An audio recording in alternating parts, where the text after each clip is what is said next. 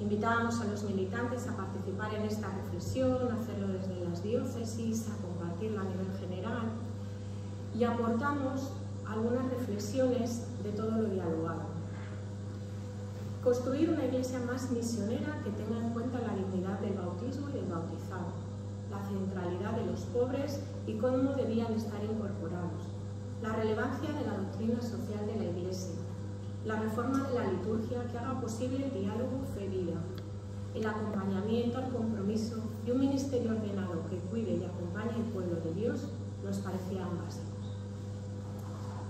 Para la hora, en todo esto hay una serie de llamadas que nos parecen claras, pero destacamos sobre todo la centralidad de los pobres en la vida eclesial. Como nos recuerda Pablo Genovés, la opción preferencial por los pobres no es para la Iglesia una opción entre otras. El pobre es el criterio único de discernimiento de nuestra fe.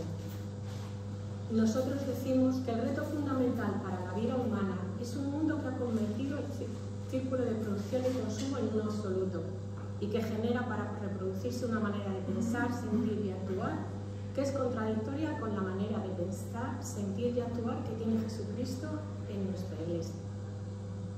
En el mundo obrero es importante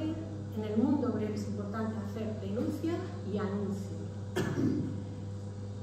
Algo que con alegría hemos visto que se ha trabajado en este sínodo y sobre todo lo vemos en el informe en el capítulo 4, que nos habla de la centralidad de los pobres y el compromiso sociopolítico y sus mediaciones.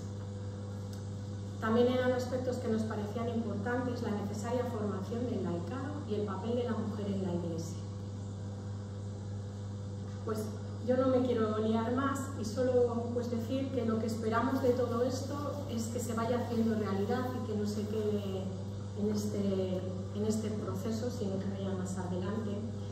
En la carta de la Asamblea 16, de la Asamblea General Ordinaria del Sínodo de los Obispos del Pueblo de Dios, se nos comenta, ante la pregunta de qué esperan de la Iglesia con ocasión de este sínodo algunas personas sin hogar que viven en los alrededores de la plaza de San Pedro, respondieron: amor. Este amor debe seguir siendo siempre el corazón ardiente de la Iglesia, amor trinitario y eucarístico. Pues creemos firmemente que se puede hacer y estamos totalmente seguros de que es algo que nos pide el Padre, Madre Dios, por responsabilizarnos con esta tarea. Pues ya sin más, solo animaros que deciros que esta semana se ha llegado también la propuesta de trabajo del documento hacia octubre 24 y animaros a trabajar y que, bueno, pues confiamos en que aquellas personas que han estado un poco más distantes porque se lo veían con más incredulidad o más indeciso, pues que sea la oportunidad para poder contar también con sus opiniones y de poder llegar a aquellas personas que todavía han quedado un poco alejadas de este Señor. Y sin más,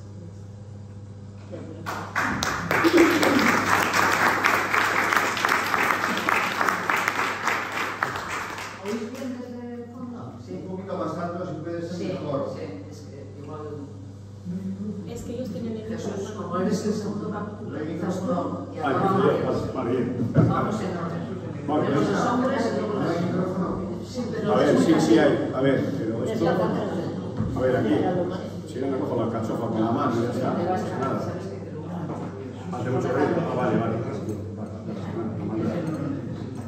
Obedecer. Bueno, pues nada, encantado de... Empezamos ya, ¿no? Sí. Vale, encantado de estar aquí. Gracias, Eloísa, gracias, María. Y gracias a María Luisa por haber venido, porque se ha metido un palizón. Ayer estuvo dando una conferencia en el foro OA en Pamplona, viene hoy, hasta mañana.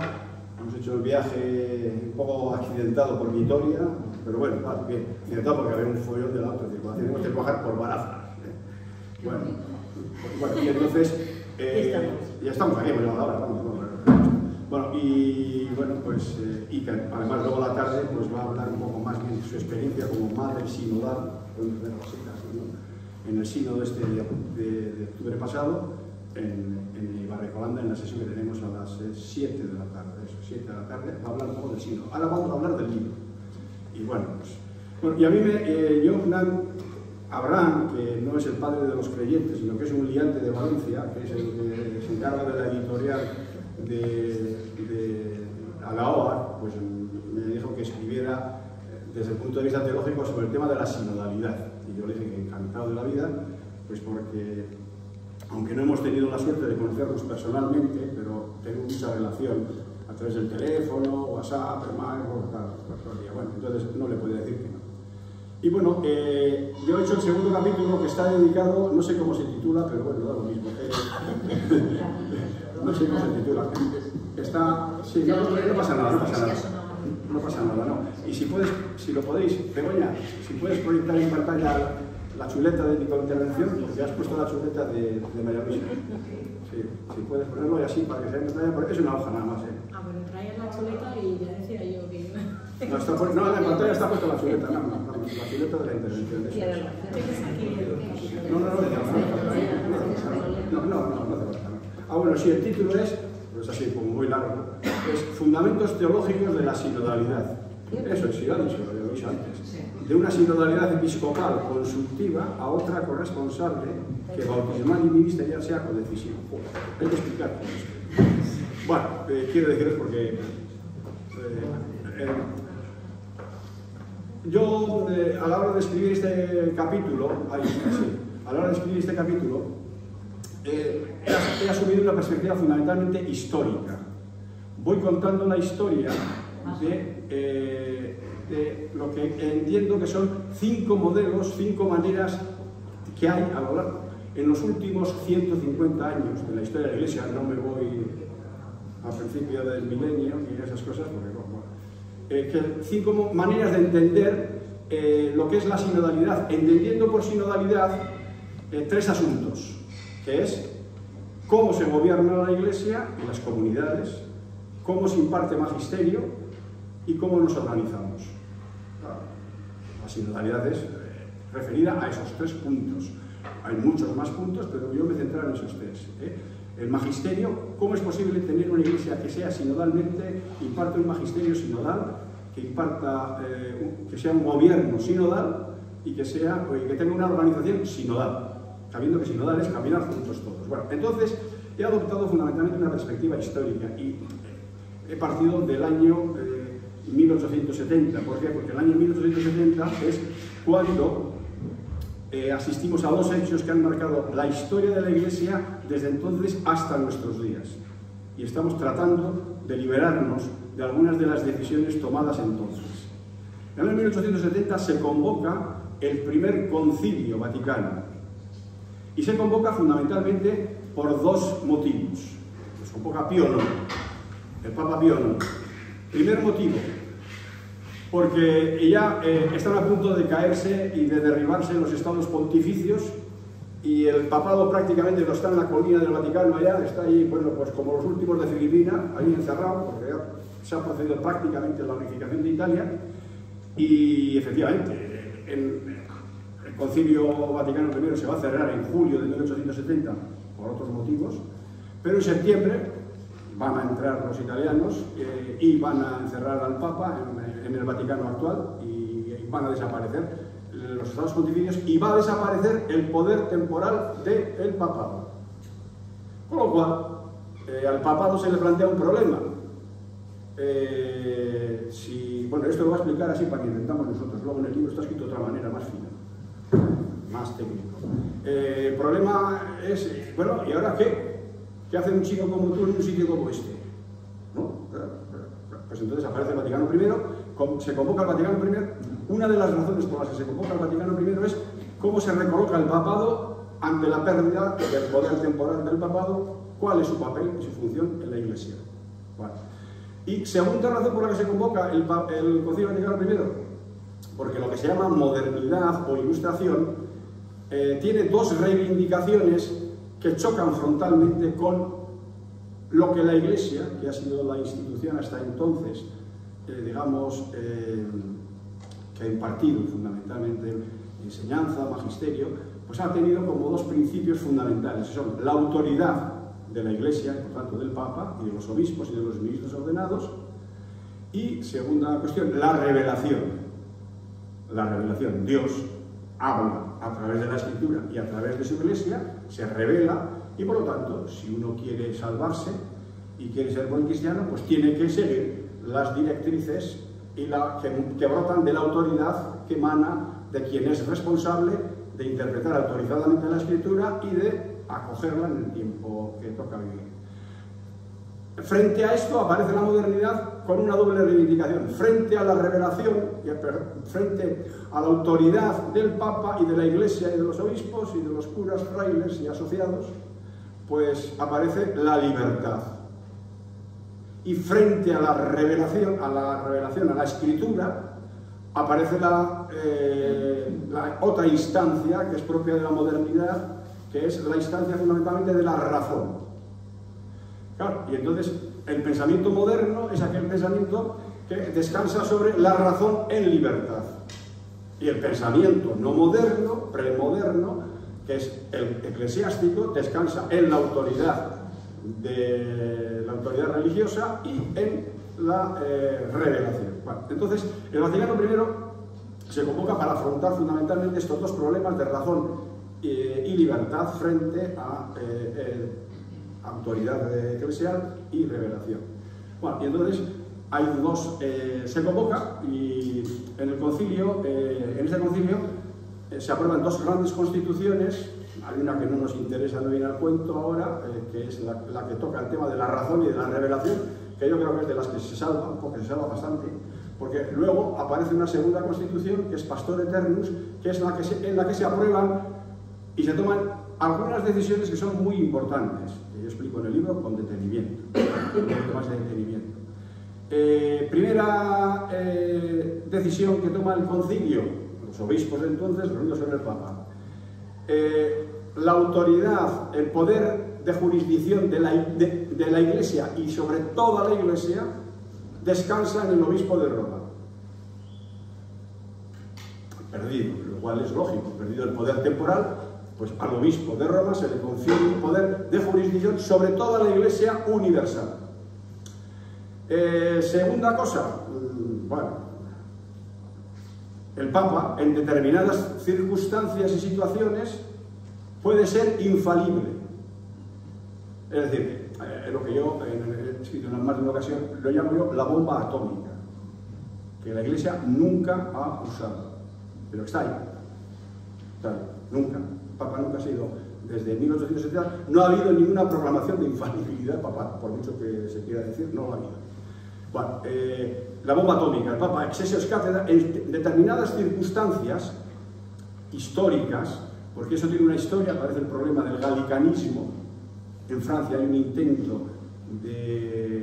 sobre todo de Napoleón y de los franceses, por controlar a la Iglesia con el nombramiento de obispos y a nombrar obispos que sean más fieles al emperador que a la Iglesia. Entonces está en peligro la libertad, es el galicanismo, el conciliarismo, el problema de la división de la Iglesia, ¿no? Con el Papa famoso Luna, donde muchos jubiletes van a veranear en Peñíscola, ¿no? Bueno, en el castillo del Papa Luna.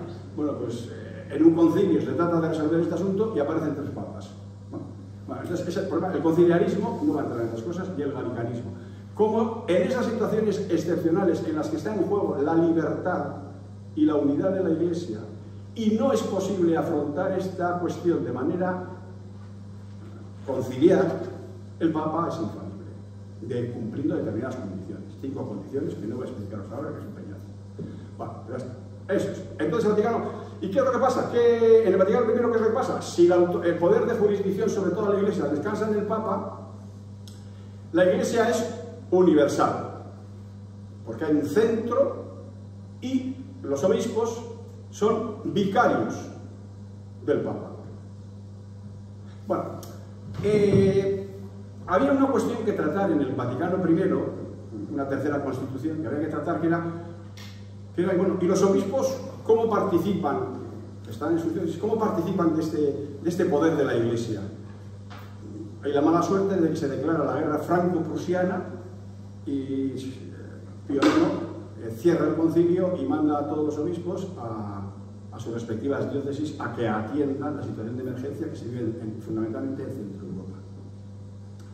Bueno, no voy a entrar en más detalles. Aquí aparecen los fundamentos de todo esto, no voy a entrar en estas cuestiones, os tenéis ahí. Quiero decir una cosa, y es que como consecuencia de este concilio aparecen lo que se llaman los viejos católicos. hay una escisión dentro de la Iglesia, se suele decir que cada concilio siempre trae una escisión, una separación, o un cisma. Bueno, pues el cisma del Vaticano I es que hay una serie de obispos centroeuropeos, fundamentalmente austriacos y alemanes, que no aceptan el fundamento escriturístico y teológico de la infalibilidad del Papa. No aceptan la interpretación que en concreto se hace en el Vaticano I de un pasaje del Evangelio que es muy importante, que es: tú eres Pedro y sobre esta piedra edificaré mi iglesia. Y lo que ates en la tierra quedará atado en el cielo, y lo que desates quedará desatado. Claro, para estos obispos austriacos y alemanes se preguntan, y bueno, y en sintonía con una parte de la tradición católica y cristiana, sobre todo en Oriente y de la Iglesia del Norte de África y más en otras iglesias, y se hacen la pregunta: ¿qué es lo que funda Jesús en Pedro? Jesús funda en Pedro la Iglesia, y por lo tanto el poder que Jesús le transmite a Pedro se lo transmite a la Iglesia por medio de Pedro. ¿Qué es lo que pasa? Pues que a partir del segundo, tercer siglo, del primer milenio, empieza a aparecer una interpretación, una exégesis de este pasaje, que es la que se ha impuesto en el mundo latino, en la Iglesia latina, que somos nosotros. En la Iglesia hay casi 34 ritos distintos. Hay más pluralidad y diversidad que biodiversidad en el Amazonas, dicho sea de paso. No, hay 35 ritos, ya va a aparecer el de la Amazonía, o sea que 36. Bueno, dentro de poco caerá.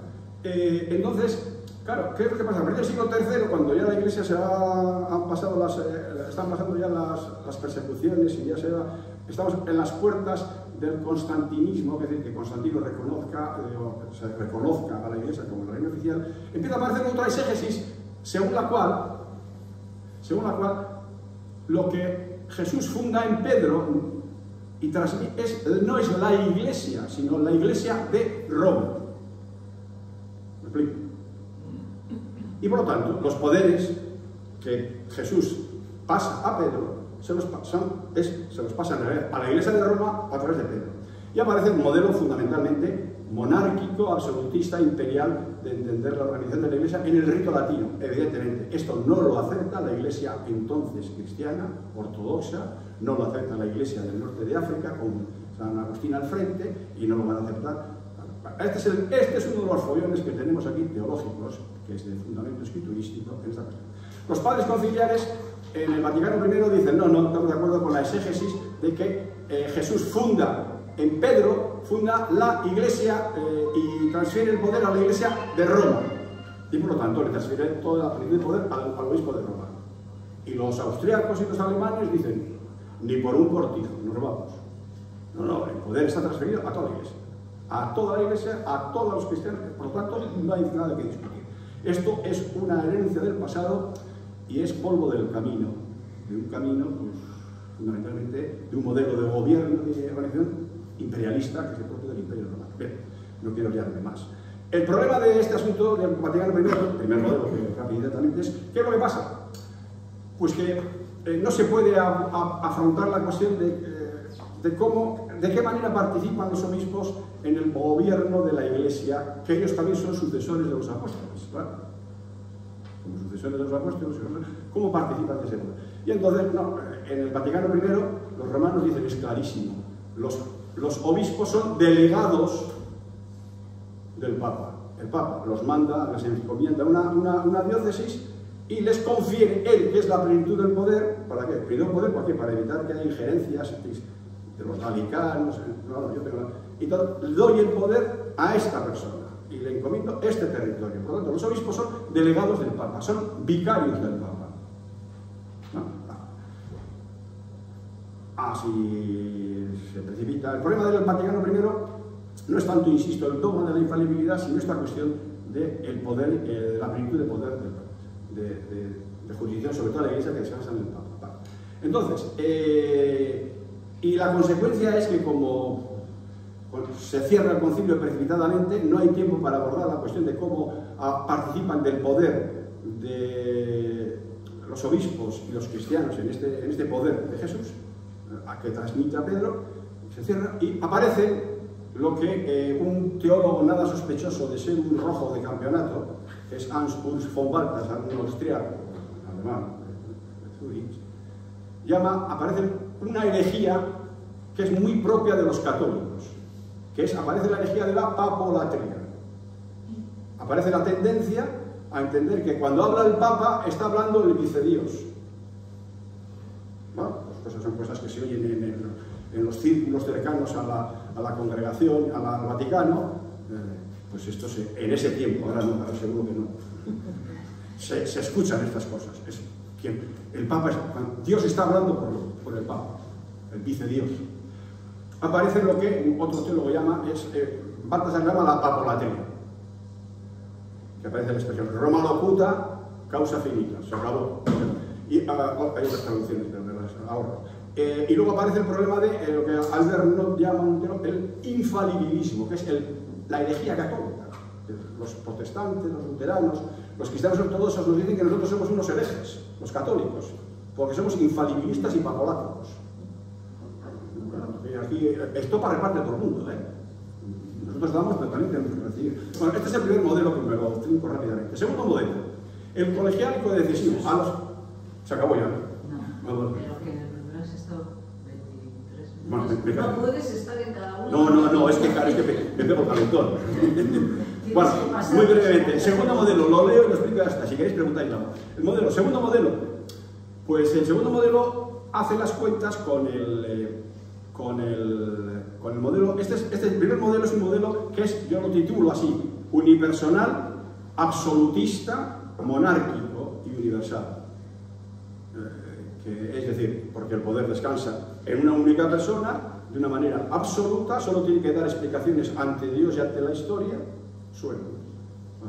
y por lo tanto, y es monárquico y medieval, se acabó, punto. Bueno, en el Vaticano II, ¿cuál es el salto que se da en el Vaticano II? A ver si lo hago rápidamente. El salto que se da es que se trata de ventilar, resolver lo que no se ha podido tratar en el Vaticano I, que es cómo participan los obispos en el gobierno de la Iglesia. Y aparece una palabra mágica, que es colegialidad, que es el nombre que entonces tiene lo que hoy se llama sinodalidad. Es decir, la colegialidad es que fundamentalmente quiere decir lo siguiente: el Vaticano II corrige al Vaticano I y dice: el poder de jurisdicción sobre toda la Iglesia no descansa en el obispo de Roma, no descansa en el Papa, descansa en el colegio episcopal con el Papa, porque es un sucesor de Pedro, de los obispos.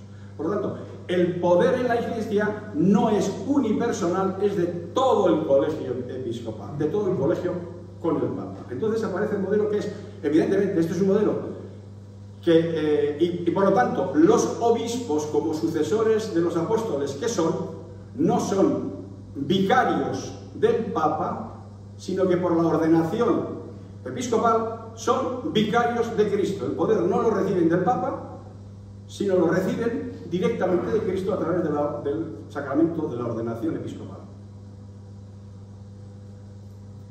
¿Qué pasa? Pues que automáticamente está claro que este es el golpe de mano que da el Vaticano II, es este.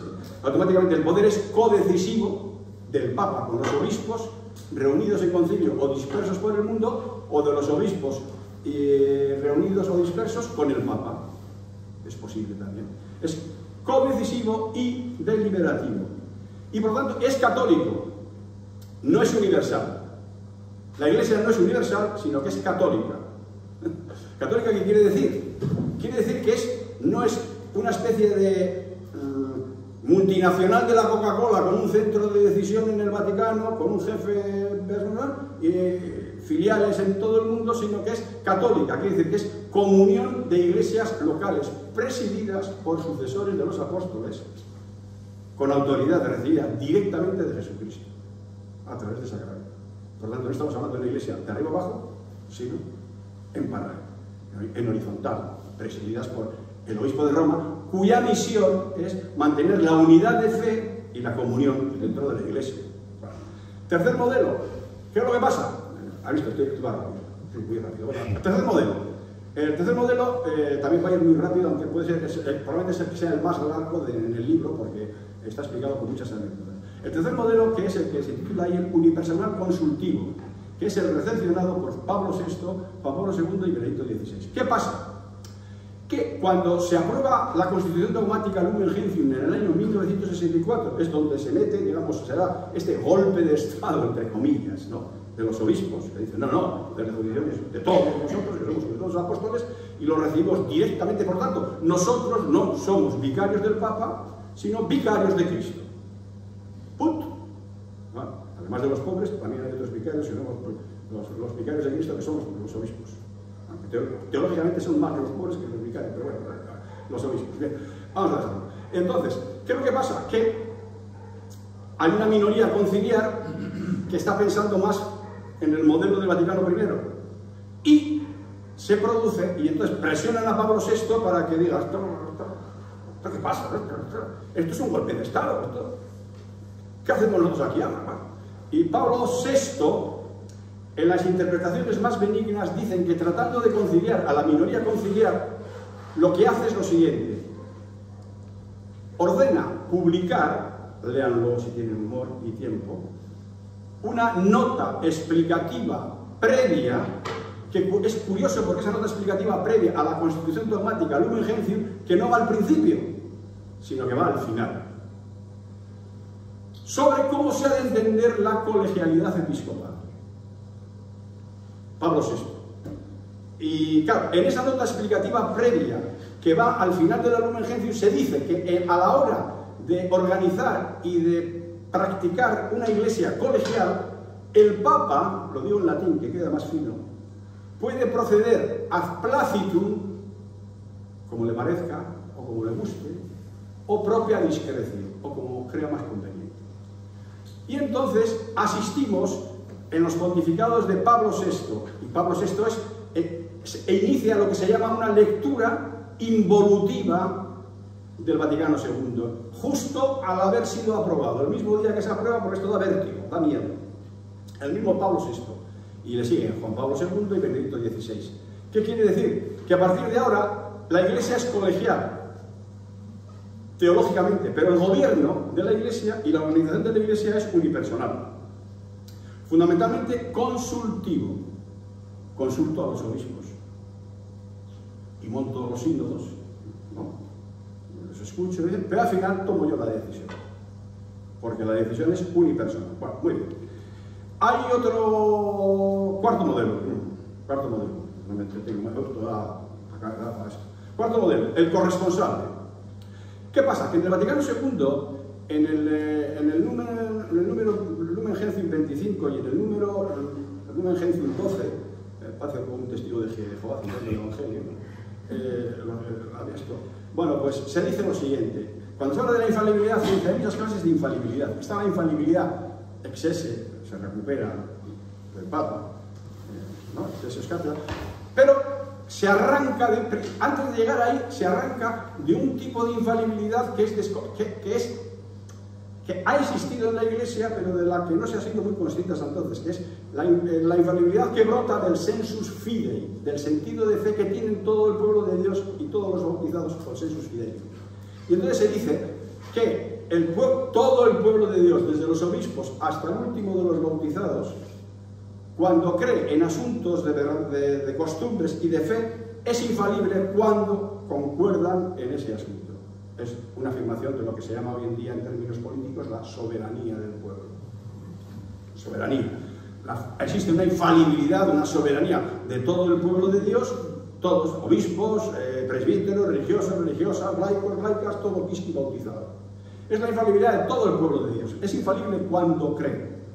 Bueno, y luego ya se recoloca, ahí, en ese seno, se recoloca la infalibilidad del colegio episcopal con el Papa y la infalibilidad del Papa ex esse en situación excepcional. Número 25.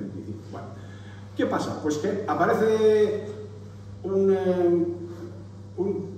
cardenal venido de Argentina, Che, ¿no? María Luisa conoce muy bien a esta gente, ¿no? Ha estado un montón de años allá, ¿no? En Argentina. Y esto se lo toma en serio, dice, no, es que en el Vaticano II hay otro tipo de infalibilidad, que es que todo el pueblo de Dios es infalible cuando cree. Y entonces instaura lo que llamo yo un modelo corresponsable de impartir magisterio, de organizar la Iglesia y de gobernar, que es fundamento en el bautismo. Por el bautismo, todos los bautizados participamos de la realeza de Cristo, del sacerdocio de Cristo y del maestro, del magisterio de Cristo. Y por lo tanto, y luego hay un tipo de responsabilidad distinta que es la ministerial. Los ministros ordenados en la Iglesia tienen otro tipo de responsabilidad, pero es en términos de servicio, no de autoridad ni de poder.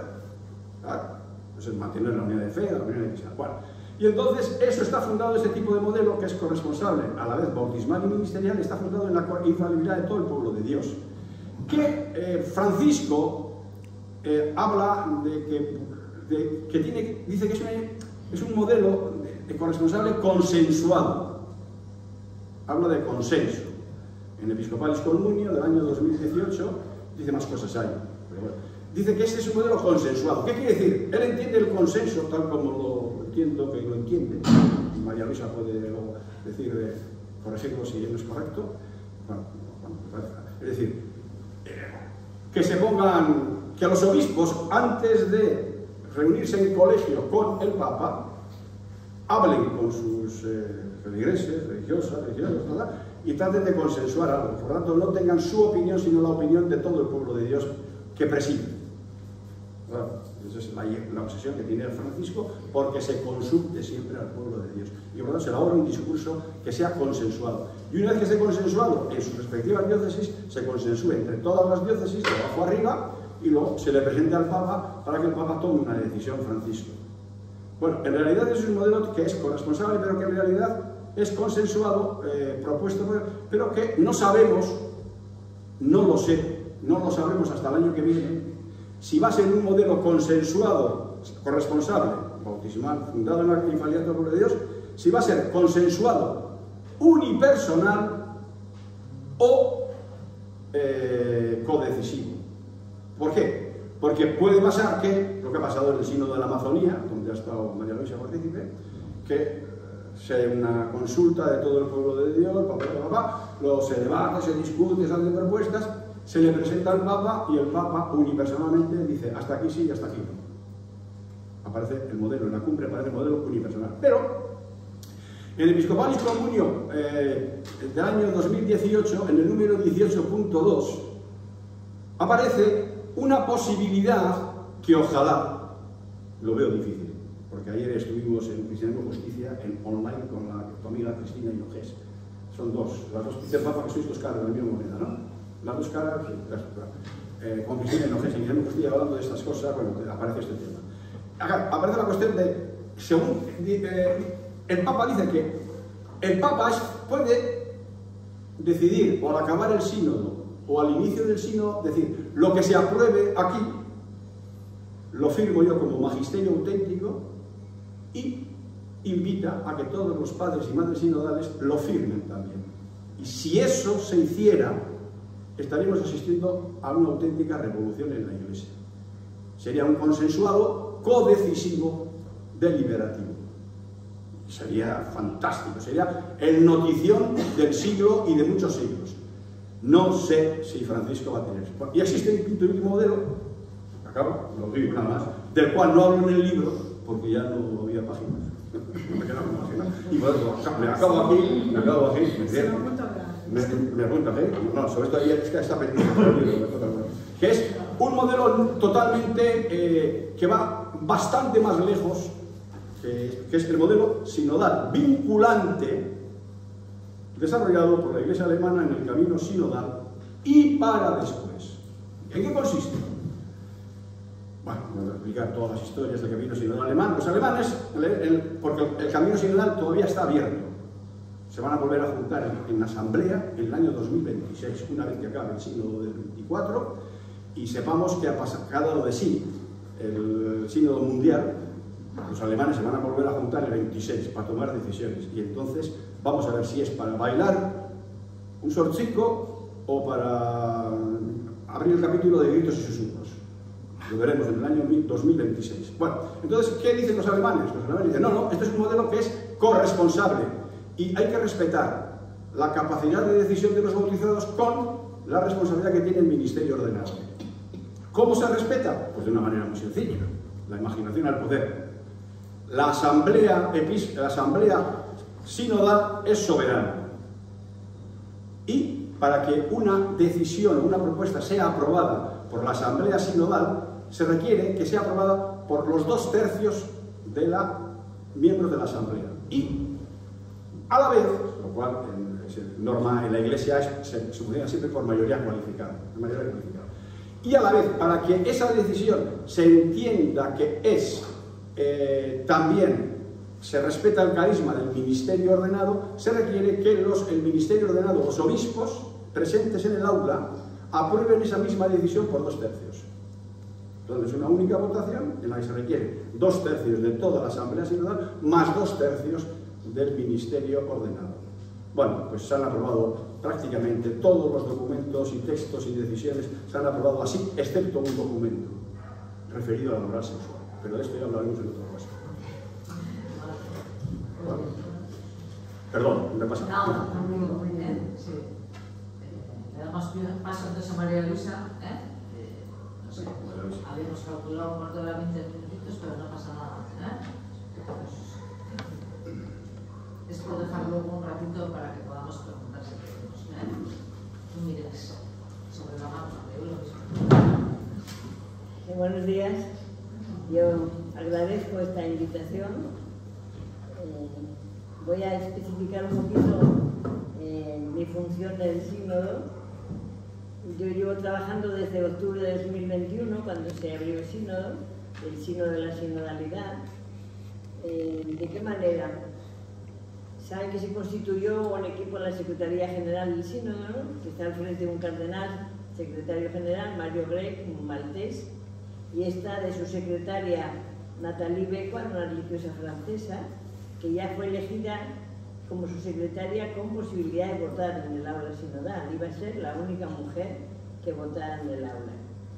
Y después estaba Luis Marín, que es un agustino, su secretario. Estas 3 personas que forman la Secretaría del Sínodo nombraron 4 comisiones, que eran un poco los brazos alargados del equipo de secretaría, ¿no?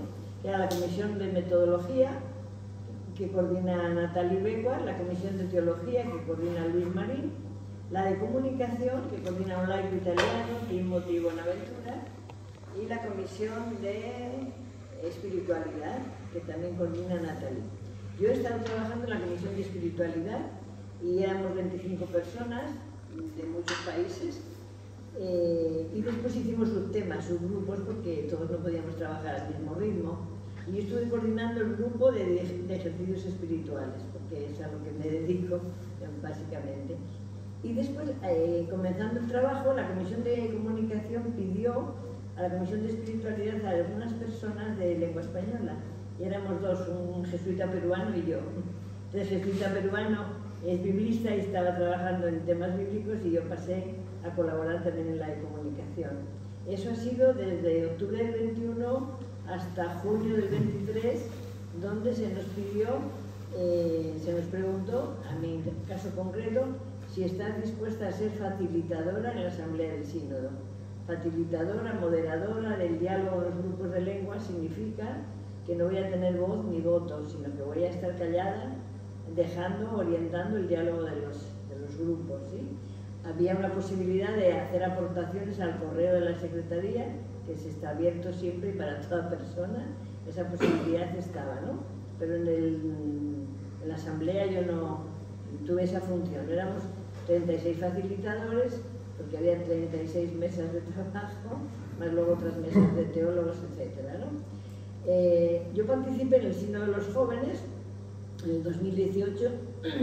Después, en 2019, en mayo, el Papa me nombra consultora de la Secretaría de Estado, de la Secretaría del Sínodo, y ahí era una comisión de 14 obispos y entramos 4 mujeres y 2 varones. Siempre la proporción de mujeres es poca, es pequeña, pero en ese caso se cambia la dinámica de la reunión. De una visión solo episcopal a una visión compartida con mujeres y varones, ¿no? Entonces trabajamos ahí Y por eso fui al Sínodo de la Amazonía también, que fue radicalmente distinto del Sínodo de los jóvenes, por todo, por los participantes, por la presencia de aborígenes, etc., ¿no?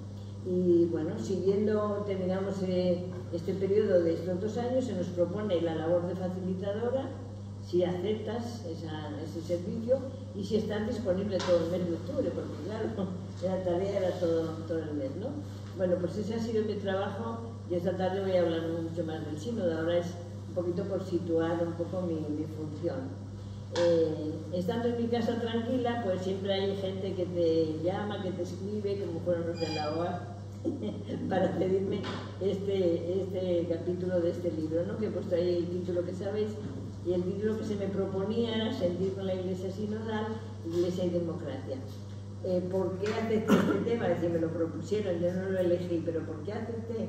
Porque desde el octubre del 21 o desde el 18 que estuve en el primer sínodo, uno de mis cometidos o de mis prioridades es todo lo que yo pueda hacer por y para el sínodo en la Iglesia, como mujer, como consagrada, no me voy a negar.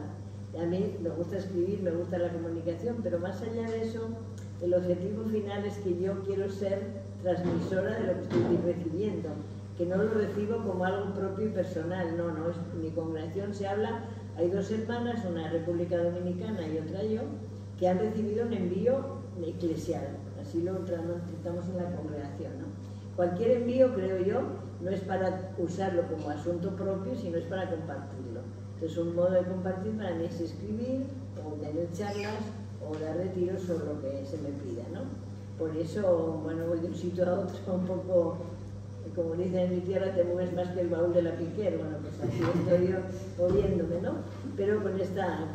Entonces, a mí que me pidan títulos o que me pidan temas, me gusta porque siempre te obligas a pensar, a escribir, a reflexionar, porque si no, yo qué sé, la autoformación también necesita ser alimentada, si no se nos gastan estas cosas, ¿no? Entonces, bueno, yo agradezco esto, o sea, más que me agradezcan a mí, yo agradezco esta posibilidad, ¿no? Entonces, bueno, voy poniendo un poquito las imágenes de los puntos del capítulo. Este es el esquema. Partimos de si somos y nos sentimos iglesia. No solo si somos, sino también si nos sentimos iglesia, que significa ser parte, pertenecer, participar, va todo, parece un juego de palabras, ¿no? Con los elementos que ponen ahí, que puso el sínodo, participación, comunión y misión, que en un momento dado le dijimos a Francisco, este título es un poco barroco, ¿no? El sínodo de la sinodalidad. Bueno, dijo, no hemos encontrado otro mejor, ya os tocará explicarlo, no, pues nos toca explicarlo, ¿no? Y entonces, bueno, pues el segundo punto es la Iglesia sinodal, las periferias, los márgenes, la invitación es universal, a que no haya grupos en los márgenes, a que todos estemos en el centro, no tenemos por qué marginar, excluir, no reconocer, no acoger, etcétera, etcétera, ¿verdad? El tercero, que a mí me resultaba con más difícil por dónde lo voy a abordar, que es la democracia en la Iglesia, ¿no? Ahí pongo como eje la comunión y la diversidad. Si tenemos un tronco común fuerte, una raíz fuerte, perdón, pues después la diversidad es un don, es una maravilla. A veces no estamos en la comunión, estamos como ramas desgajadas, pero si estamos en la raíz está bien alimentada y está con buena savia, pues va a dar frutos, va a dar flores, va a dar hojas múltiples de colores, ¿verdad? Y esa es la riqueza, ¿verdad? Pero nos cuesta mucho la diversidad. Estamos tentados, yo creo, siempre de la uniformidad, que nadie se mueva, ¿no? Todo igual, y eso no es la vida, ¿no? Y después termino con sueños y proyectos. Claro, si se nos acaban los sueños, creo que se acabó la vida, ¿no? Entonces, bueno. Entonces, nada, un poquito de comentar cada uno de ellos, ¿no? Ahora lo pongo como pregunta. ¿Somos y nos sentimos iglesia sinodal? ¿Somos y nos sentimos? Si nos sentimos, pues ahí está el juego de palabras, ¿no? Porque me siento parte, participo para mejorar, soy crítica porque quiero mejorar, me implico porque creo yo que la crítica es comprometedora, porque quiero que se cuente conmigo para mejorar, ¿verdad? Entonces, estamos pasando, yo creo todavía en nuestro país, de una fe heredada de devoción personal, y eso cuesta. Pero ahí todo nos invita a definirnos, dónde quiero estar, qué quiero elegir. Y creo que uno de los fenómenos, consecuencias de la supuesta secularización. Mucha gente tiene una mirada negativa, yo tengo una mirada positiva. La secularización, entre otras cosas, nos permite elegir, definir qué queremos ser, cómo queremos vivir. Quiero ser parte de la Iglesia, yo quiero ser parte de esta Iglesia, aunque me duele mucho, muchísimo. Cuando era joven, estudiando en Roma, decía, Iglesia sí, Jesús sí, pero Iglesia no, porque si ahora tenemos movimiento, el posconcilio fue un tsunami, como sabemos, ¿no? Entonces ahí había cosas que me dolían mucho, no antes me enfadaba. Ahora no me enfado, no quiero vivir enfadada ni con la Iglesia ni con nadie, pero me duele muchísimo. Pero porque me duele quiero luchar desde dentro, no me quiero ir. Bueno, entonces la Iglesia inclusiva y corresponsable, claro, ¿no? Estamos aquí haciendo juegos de niños, no somos personas adultas en la fe que nos sentimos responsables, partícipes, corresponsables, ¿verdad? Ahí está el pueblo de Dios, peregrino y misionero.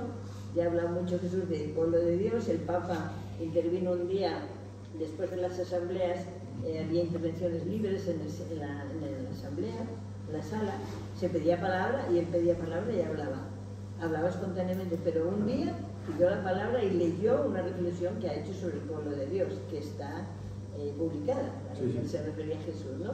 Porque hay ese rumor de, esto es asamblea de obispos, y nosotros dimos, ¿qué hacemos aquí? Y yo decía, no solo obispos, es asamblea de obispos, pero además hay más invitación. Bueno, eso es bastante novedoso. Entre otras cosas, y esta tarde hablaremos, decía Nathalie cuando podía votar en 2021 y ahora votó 59 personas, mujeres, o sea, algo se ha cambiado, ¿no? Entonces, bueno, que la Iglesia sea un lugar abierto donde todos nos sintamos en casa y podamos participar, podamos decir nuestra palabra. Que este sínodo nos ha permitido eso, desde el minuto 1, la invitación universal. ¿Tienes algo que decir? Venga, escribe, piensa, júntate con otra gente, hagamos propuestas, ¿no? Entonces el sínodo definido por Francisco muchas veces como un tiempo habitado por el Espíritu, como un proceso espiritual, no un parlamento, eso lo dice permanentemente, ¿verdad?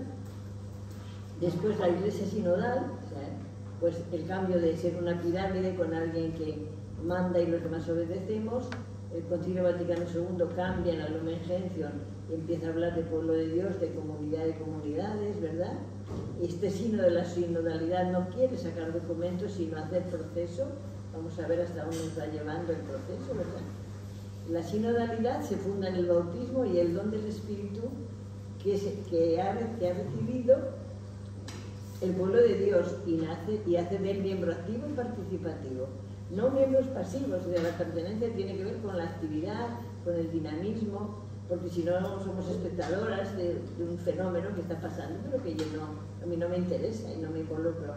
Y mucha gente pasa del sínodo, incluidos sacerdotes, incluidos obispos. Bueno, es una opción, y a las opciones uno dice sí o no. Esta es una opción libre, no pasa nada, ¿no? Después, los elementos fundamentales del sínodo, la escucha, el discernimiento, la acción, ahí explico un poquito cada una de las cosas, la presencia y vocación laical en el mundo, cómo desarrollar toda esa potencialidad de la vocación laical, ¿verdad? La autoridad puesta al servicio, claro, no puesta al poder religioso, al abuso de poder, no, es justo lo contrario, es para servir, no es para imponer, no es para abusar de poder, ¿verdad? La democracia en la Iglesia, pues lo mismo, somos personas adultas en la fe, radicadas en el bautismo, clérigos, laicos, cada uno con su carisma, con su vocación. Ejercer la autoridad, que no es autoritarismo, es importante mucho esto en la Iglesia y en cualquier sociedad democrática. Si te confían una autoridad, la que sea, corresponsable, coparticipativa, codecisiva, que se ejerza. La autoridad no es autoritarismo, pero si no hay autoridad, se puede dar el caos. Si yo soy directora de una escuela y no ejerzo mi autoridad de directora, la escuela es caótica. Y además aparecen 3 o 4 o 5 directoras. Cuando yo no ejerzo mi autoridad, multiplicamos otras personas que ocupan ese espacio. Entonces una iglesia circular, no piramidal.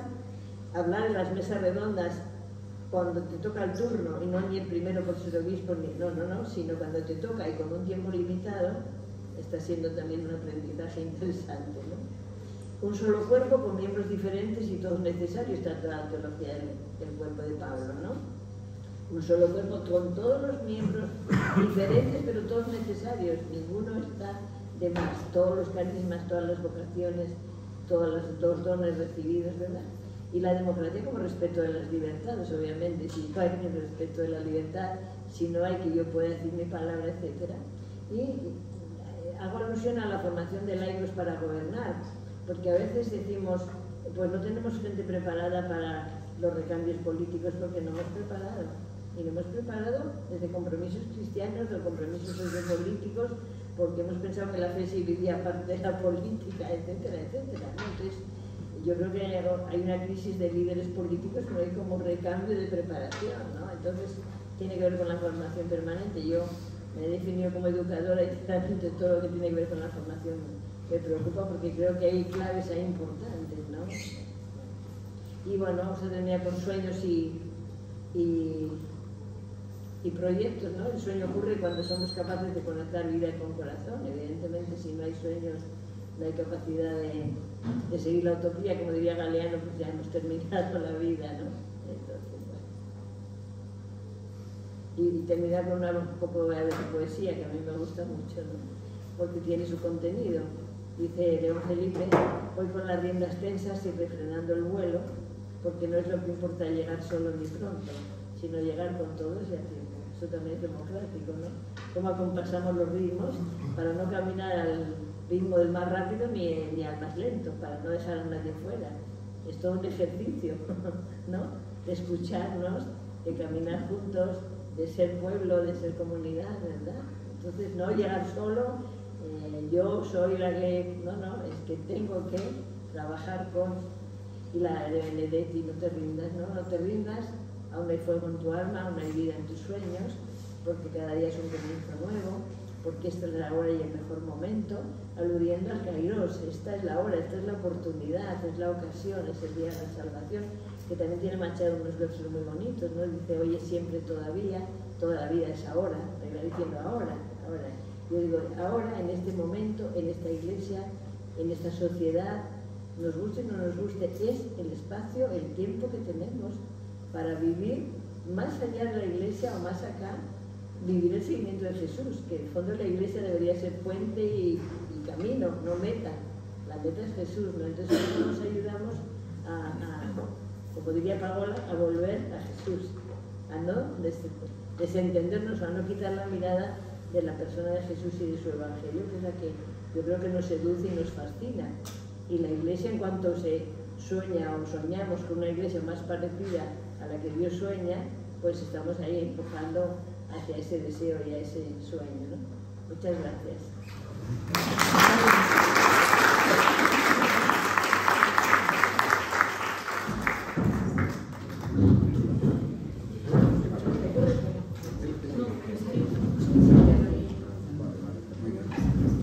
Nos abrimos ahora un espacio de diálogo, si queremos preguntarles algo. No, se oye bien, ¿no? Sí. Los profes estamos acostumbrados. En la grabación. Ah, en la grabación. Igual, por eso, cogerle y lo repasáis. No nos hemos dado cuenta de eso.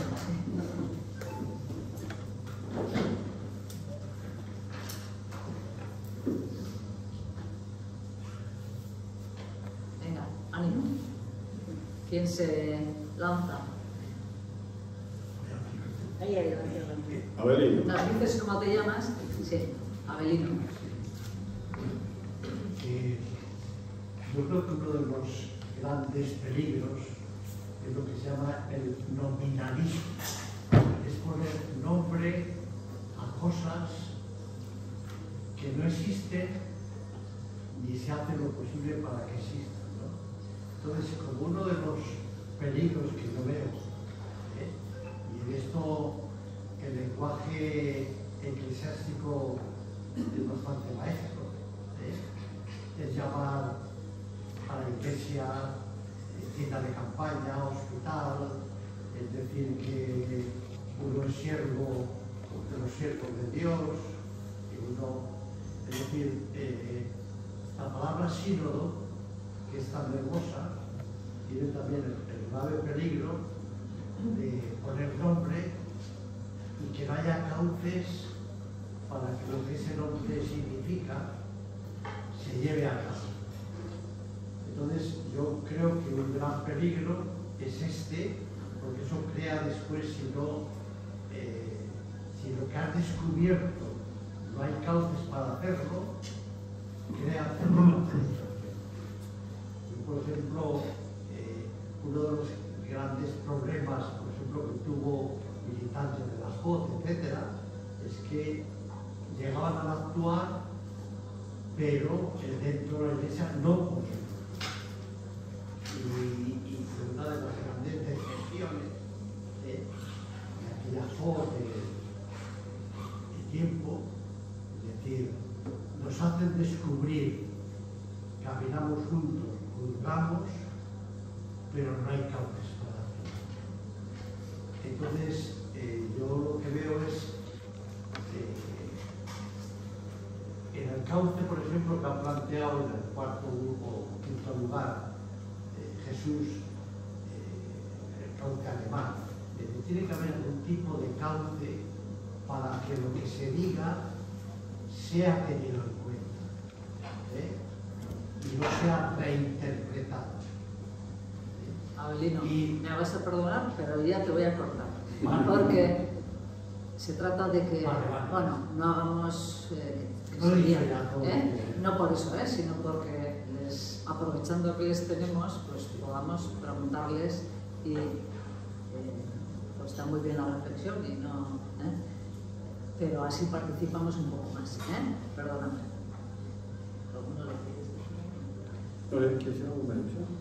Que evidentemente los cauces los tenemos que buscar entre todos, porque también existe el peligro de que sigamos siendo niños, no sé cómo decir, que alguien nos resuelva, que alguien nos dé recetas, que alguien nos dé el camino trillado. Yo creo que el Papa y los obispos tienen mucho que hacer, pero cada uno y cada una que nos sentimos parte y queremos estar en el proceso, tenemos también que hacer. ¿De qué depende que si yo tengo una comunidad no me pueda reunir y pueda tratar de ser un equipo sinodal? ¿De quién depende? O sea, ¿de quién depende que tengamos los cauces?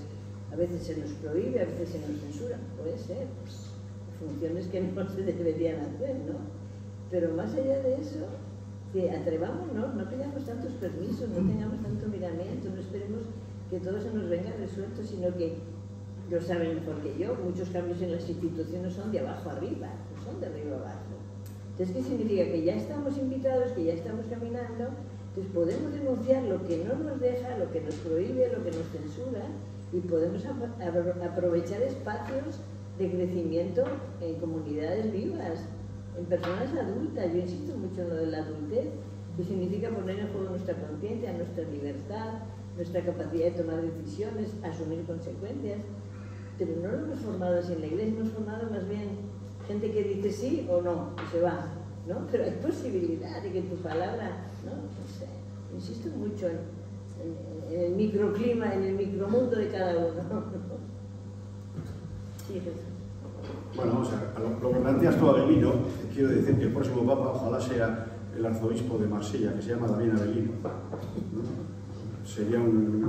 Sería Juan 24, la cura contra un posible Juan Pablo III, que sería personalmente creo un desastre. Pero bueno, Abelino.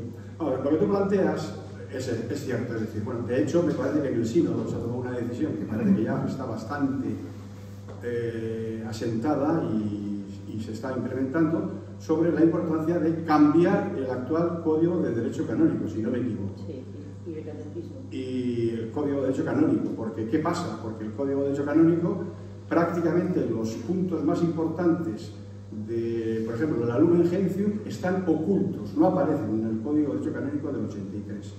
En el Código de Derecho Canónico no aparece por ningún lado, no se habla nunca de la iglesia local, se habla de la iglesia particular, una parte de un todo.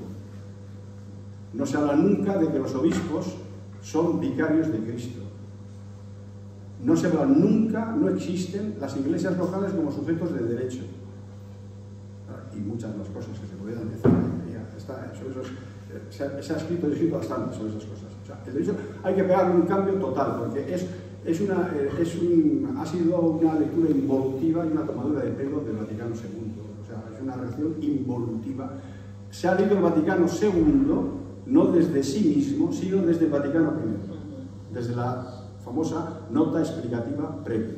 Y por lo tanto, no se ha recibido el Vaticano II. Estamos todavía como hace 50 años. Estamos todavía...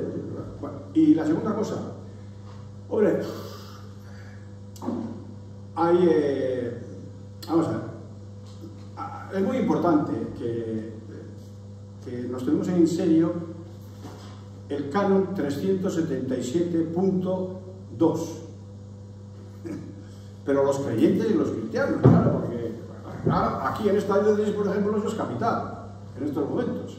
Según el canon 377.2, digo antes que parecía un testigo de Jehová o algo así, pero no, se dice: el Papa nombra libremente a los obispos o confirma a los legítimamente elegidos. ¿Qué pasa? Que en Europa hay 30 diócesis que intervienen en el nombramiento de sus respectivos obispos, presentando una terna o bien recibiendo una terna de Roma y eligiendo de esos 3 puntos. ¿Por qué en esta diócesis siempre estamos pendientes de lo que dice Pedro Ontoso, si va a aparecer un obispo auxiliar o no aquí? Que no se sabe dónde viene y por qué viene y a qué viene y para qué viene. Claro, hombre, porque esta es el alma que tiene la curia. ¿Para qué? Vaticana, para 2 cosas. O para dinamizar la Iglesia, como trata de hacer Francisco, en el caso, por ejemplo, del nombramiento del arzobispo de Madrid, Cobo, que se pegó un susto de campeonato porque en una semana pasó de ser obispo auxiliar a ser cardenal de la Iglesia, por decisión del Papa. O, bueno, otro tipo de nombramientos que ha habido, bueno, pues el de Pamplona también, porque eran otros candidatos, pero todo eso se cuece en una camarilla que hay allá, en la Nunciatura, en Roma y en el Vaticano. Cosa que en 30 diócesis no pasa ese asunto. O bien, puede pasar también lo que está pasando en estos momentos en Alemania. Ayer nombró el Papa Francisco 2 obispos, uno para Paderborn y otro para, no sé qué diócesis es, pues que son 2 obispos con un perfil que va en contra del camino sinodal, o que tiene muchas reticentes al camino sinodal. Con lo cual se está anunciando una crisis similar a la que padeció la Iglesia holandesa después del concilio, con el famoso concilio. Lo cual quiere decir que, bueno, ojo, hay que amarrarse los machos, Bueno, aquí en esta diócesis llevamos 40, 50 años ya de padeciendo nombramientos, porque como éramos la Holanda del Norte, ¿no? Pues padeciendo nombramientos desastrosos, vamos. Bueno, es muy importante que lo de la corresponsabilidad, y el primer paso que habría que decir es, bueno, pues habría que decir, digo yo, habría que pedir, queremos intervenir en el nombramiento de nuestros obispos, que esto se regule. Bien sea mandando una terna o recibiendo una terna. De hecho, existía esto en el primer borrador, en el primer estatuto del Consejo Pastoral Diocesano, estaba recogido esto. La primera decisión que tomó Ricardo Blázquez cuando vino fue cargarse ese punto del reglamento, de los estatutos. Estaba tú, Luisa, no estaba en ese fregado. Bueno, cargarse ese punto del... Pero hay que seguir peleando.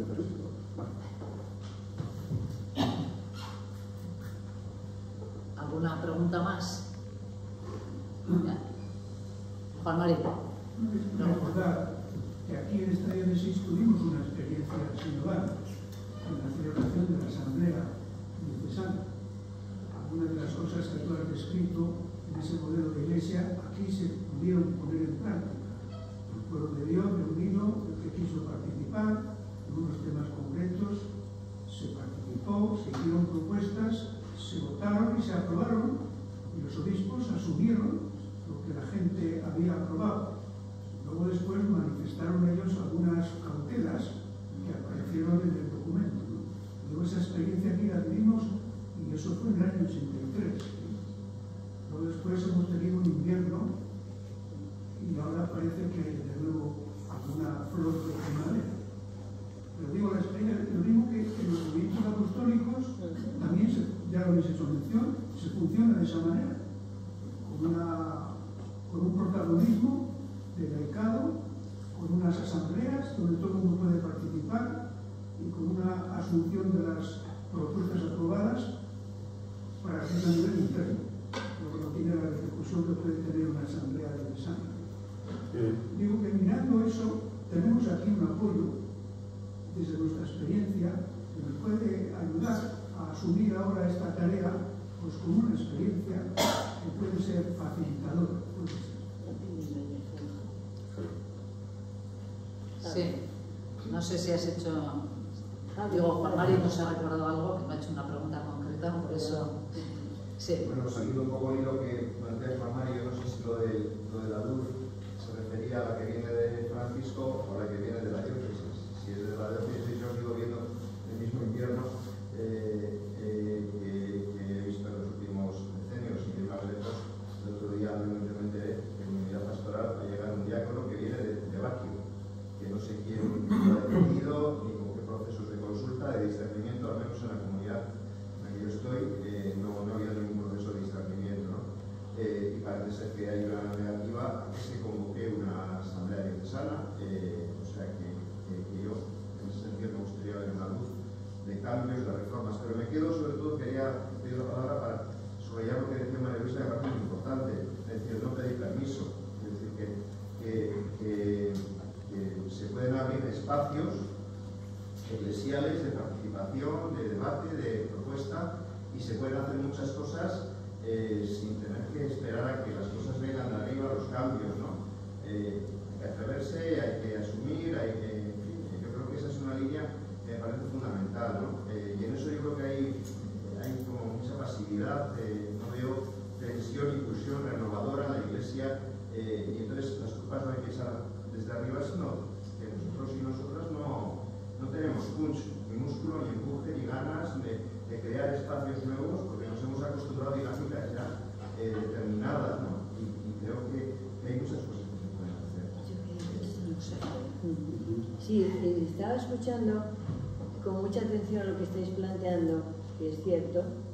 En el caso de Cardenal Cobo, yo he acompañado a hacer discernimiento a laicos y laicas de Madrid que están en puestos de responsabilidad de la diócesis que se les ha pedido información. Ha sido un proceso muy bonito. Primero estaban asustadas. ¡Ay, nos han pedido eso! Y yo, alegría, aleluya, hay que entrar. ¿Y qué vamos a decir? Hay que pensarlo, hay que rezar. ¿Qué conoces de la persona? ¿Cómo está la diócesis? ¿Qué conoces en tu campo? ¿Qué propones? ¿Qué perfil de persona necesitas? Etcétera, etcétera, ¿no? Yo miro mi campo, yo miro el otro, y ahí vamos creciendo en la visión de la arquidiócesis, que nadie la tiene por completo, vamos uniendo visiones. Ha sido un proceso precioso. ¿Eso quién lo ha implementado? Supongo que Carlos Osorio, el anterior, no lo sé. Pero a personas que están en responsabilidades diocesanas se les ha pedido proceso de discernimiento. Yo he acompañado esos procesos. Y también, de mi parte que conocía, he podido dar también la aportación, ¿no? Entonces, bueno, eso se puede hacer, se debe hacer. Se debe hacer. Evidentemente, que no llegue uno, que no sabemos de dónde viene, ni para qué, ni de qué manera, eso es una imposición y un no contar con las personas que están en la comunidad. Entonces, claro, no tenemos cauces, pasamos por encima de cauces, lo hacemos personalmente, lo hacemos individualmente. Eso no es. Iba a decir, entonces la Iglesia Sinodal ni tampoco es una vivencia eclesial, comunitaria. Es personalista y hay muchos estrellatos y personalismos, claro. En el poder religioso es un poder que tienta mucho, hay muchos personalismos, pero no deberíamos consentirlo. No sé si había aquí alguna persona. Bueno, yo realmente de esto no entiendo mucho, no entiendo mucho. Hay dos cosas que me han llamado la atención,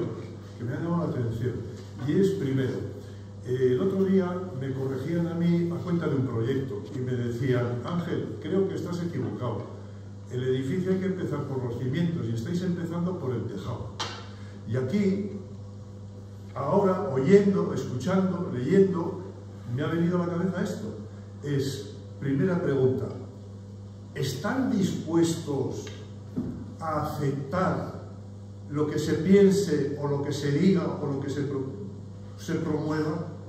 O sea, en base a la democracia, esa democracia de hoy en día que estamos viendo en la calle cómo funciona y que hay muchos que no estamos de acuerdo que eso sea democracia, pues en la Iglesia también yo creo, a mí me parece que pasa lo mismo. Amparados en lo que es democracia, se busca una fórmula para que los demás vean que eso es democrático, pero sigo mandando yo.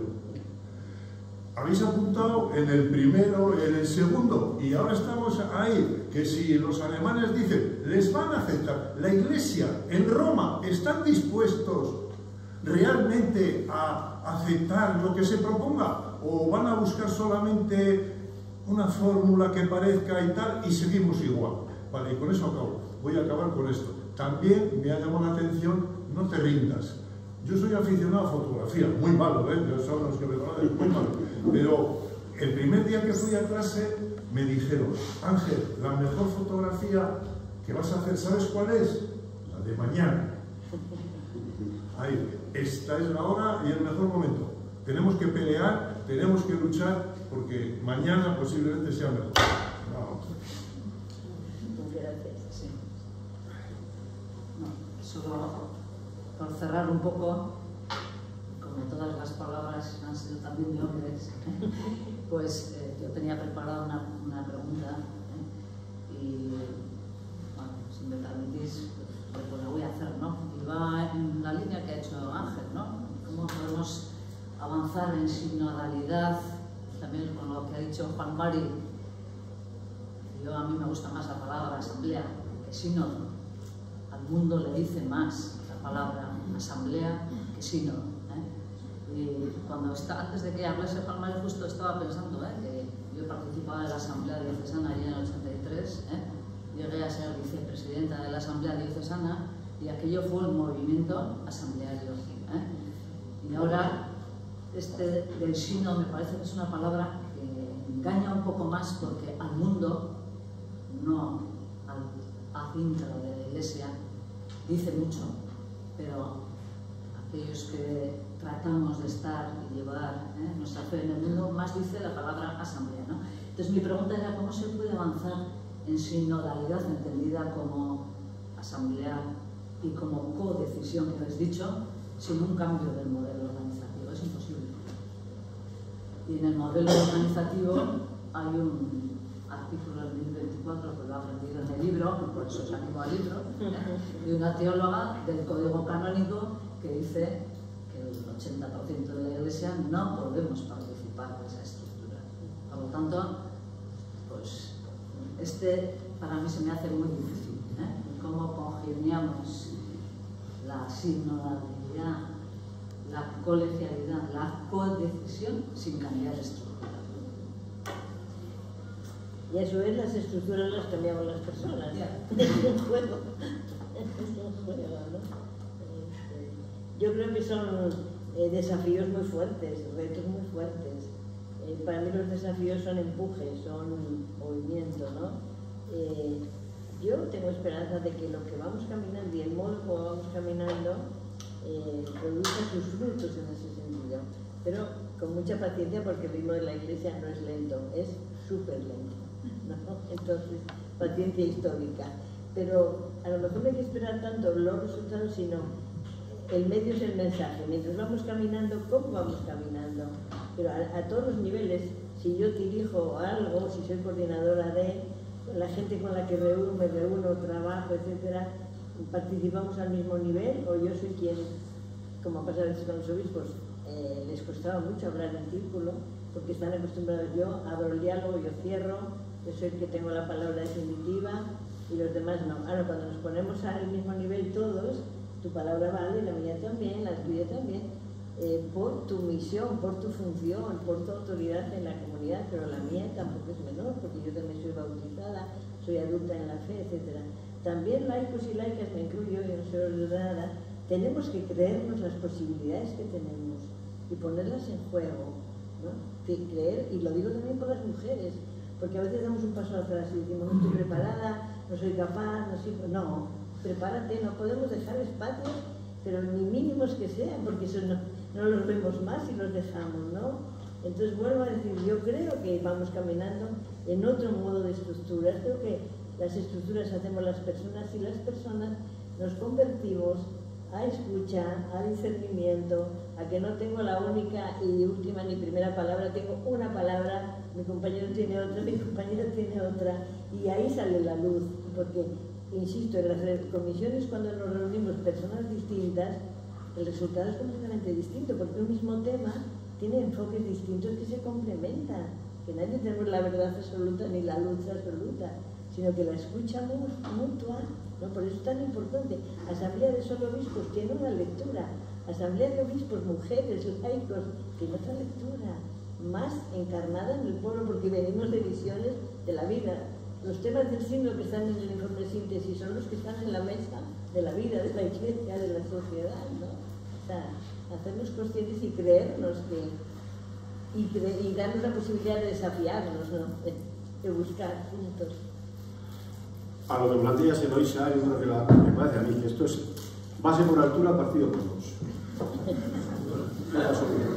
Base por altura, partido por dos. Es decir, si estamos esperando que los obispos y de arriba nos resuelvan el papel, la papeleta, no hay nada que buscar.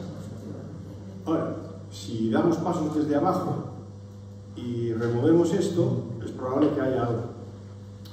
Voy a contar dos casos, uno más institucional y referido también a lo que ha citado Juan Mari de la Asamblea Diocesana, que habría que comentar algunas cosas más, que no sé tiempo a hablarlo, pero bueno, no hay tiempo, ya sé. Primer comentario, vamos a ver, ayer, en la reunión online que tuvimos sobre, lo he dicho antes, con Cristina Hinojés y Misión de Justicia, Cristina presentó como una novedad el caso del obispo Joly, el francés, de Troyes, de Francia. Bueno, este obispo ha tomado una decisión, la ha tomado él, pero la ha tomado en una situación, en una crisis que está prácticamente en liquidación y con poquísimos curas y tal. Ha tomado una decisión, y es que ha nombrado a una mujer vicaria general. Y lo ponía como una... Digo, no, yo he hablado con el obispo de Joly, el obispo Monseñor Joly, y evidentemente no se llama vicaria general, se llama delegada del obispo para la gobernanza de la iglesia, porque no puede ser vicario quien no es ordenado. Y cuando le escuché a Cristina Hinojés le dije, no, vamos a ver, eso no es nada original, esa decisión ya ha sido tomada antes de ahora en Suiza por el arzobispo Morerov, en las diócesis de Ginebra, Friburgo y Lausana, donde han nombrado 3 personas, un diácono, una mujer y un laico, pues los han nombrado vicarios, lo que en el lenguaje nuestro serían vicarios territoriales. Y han pegado el cambiazo, no los llaman vicarios, las vicarias no se llaman vicarias, se llaman territorios pastorales, y los vicarios no se llaman vicarios ni vicarias, se llaman delegados del obispo en los territorios. Pero eso requiere un proceso.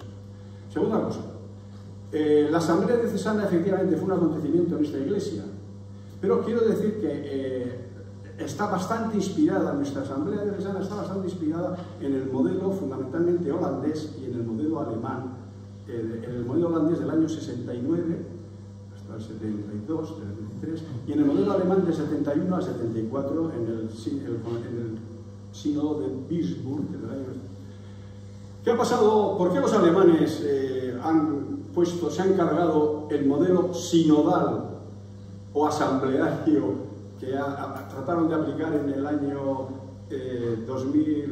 71-74? Porque están hasta las narices, dice, con el Código de Derecho Canónico y visto lo que tenemos entre manos, es que tenemos un problema de estructura, de ejercicio del poder en la Iglesia. Si seguimos la normativa canónica, no vamos a ningún lado. Y solo han pedido un laicado potente, como es la ZDK. Y se lo han leído la cartilla a los obispos. Y han puesto en marcha no un sínodo ni una asamblea, sino un camino sinodal. Todos juntos, obispos, sacerdotes, religiosos y laicos. Con capacidad codecisiva. Y bueno, luego, pues esto lo sumaremos, lo incorporaremos al sínodo mundial como nuestra propia reflexión, porque queremos caminar con otra iglesia.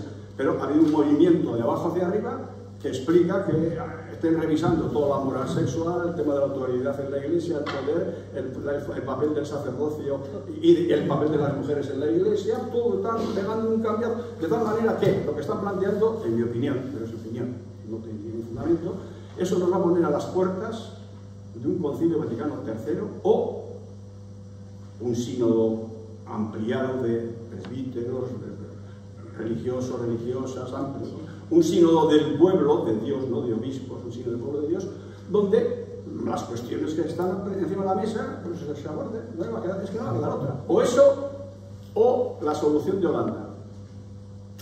En Holanda en estos momentos solo existen diócesis con 4 unidades pastorales, que son los curas que hay, nada más. Y son curas que están más dedicados, son más agentes de inmobiliaria que curas. Bueno, tú eso de inmobiliaria te diría bien. Porque tienen que haber administrado el tejado este, para quién se lo coloco, para qué centro de representación. Bueno, eso. Bueno, pues digo, porque nos hemos pasado 5 minutitos, no pasa nada, es la hora que me habían dicho. Y pues acabamos. Yo iba a acabar con unas palabras del final de la introducción de Maru, nuestra presidenta, pero me parece que lo que nos ha... las poesías que nos ha dicho María Luisa, pues es lo que ella también quería decir, ¿no? Que la lectura de este libro pues, nos ayude a seguir creyendo que no nos tenemos que rendir, que los sueños los tenemos ahí, que cada día es un comienzo, porque esta es la hora, el momento para seguir para adelante. Pues gracias por haber venido.